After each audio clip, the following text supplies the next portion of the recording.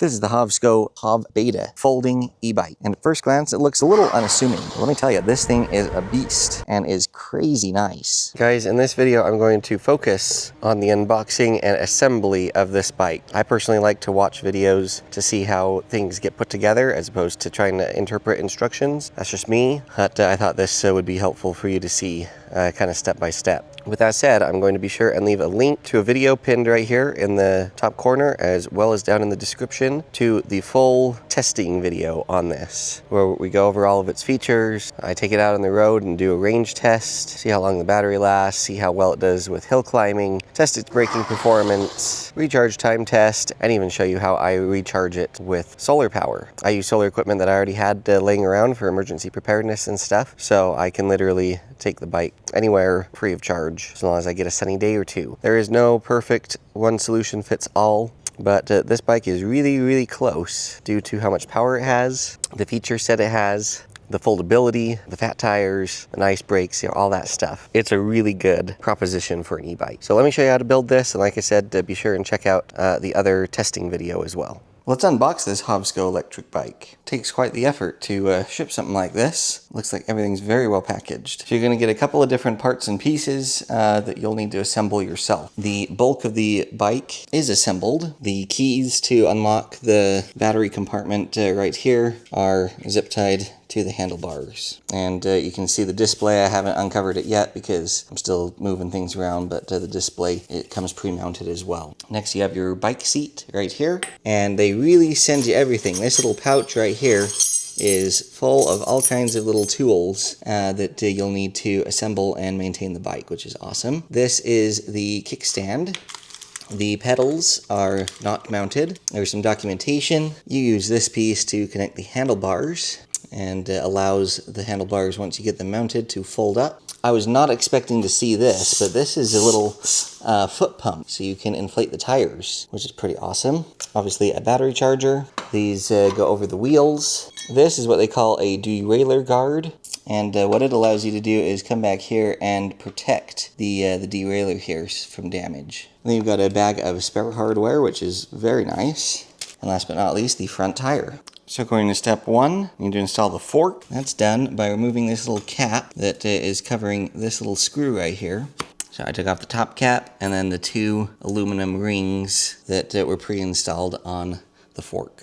So now with the fork inserted, take this piece with the smaller, can you see how there's a smaller bottom on it? The smaller part goes on facing down, and then this ring goes on top. Next you take this folding handlebar piece, open it up, we're going to stick it on like this, and then we're going to put this cap back inside and screw it down. So the instruction manual next recommends we put the kickstand on. To install this kickstand, simply come over to the side rear of the bike, come with the disc for the brake, and you'll notice that there are two holes right here, and there are two screws that come partially pre-installed on the kickstand. So on this kickstand, you take the screws out, you put the kickstand behind the cables and this bar, and then the screws go through this metal. Okay, next step, we're going to install the front wheel. You need to take this out of the fork right here, and then there's a little spacer that has a little handle right here that you need to remove between the brake.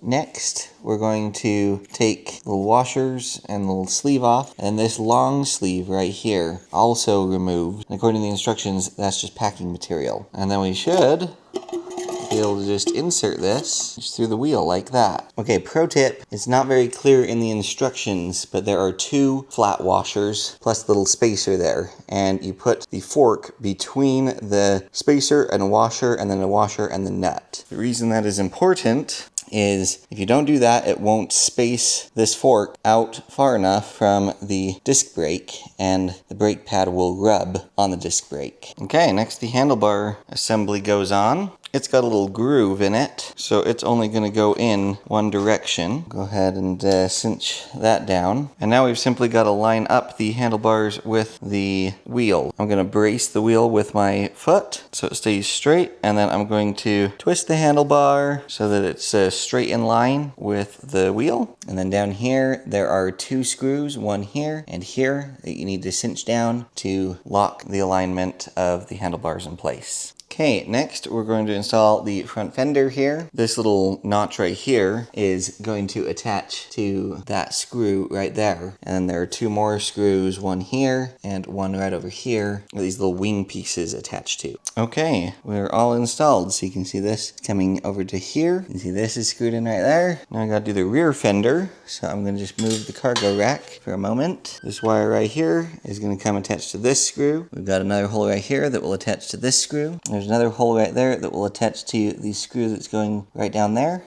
And this wire on this side will attach to this screw. Okay, the rear fender is all attached. Got this coming down here. This is in. This bottom screw is in. And you see this is in right there. Okay, next is this cargo rack. It's gonna go on kind of like this, and there are two screws on each side that we will take out to mount this with. All right, and there's the cargo rack. Next, we need to install the pedals. Now, notice that they are labeled. This one is R, and you'll notice that the crank is also labeled R. The other one is labeled L, so it's very easy to know which pedal goes where. And it simply threads in the crank like that, and you use one of the supplied wrenches to cinch it down. Okay, pedals are on. So next, we're going to install the seat, and that's super easy. You just open that up, grab the seat, and stick it on in, just like that. And then last but not least, they have this derailleur protector, and it goes onto the bike right here. You've got to take this nut off, and in order to do that, you potentially loosen things on the motor and stuff. Anyway, in the instruction manual, it says to only let a certified bike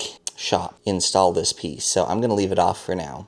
Last but certainly not least, we need to install the battery. So we're simply gonna come, insert the battery like that, and then turn that so it's locked, and we're good to go. HOVSCO has really done a nice job with it, and I hope that came across in this video. So be sure and check out the link down below, and that way you can see about getting your own HOVSCO e-bike. Trust me, from someone who didn't have an e-bike until now, you're going to love it. Don't forget to do the 5 free things: like, comment, share, subscribe, and hype. That really helps my videos with the YouTube algorithm, and I try really hard to bring valuable free content to you. So if you'd consider reciprocating and do those 5 free things in return for me, I would sure appreciate it. All of you stay safe, and we'll catch y'all next time.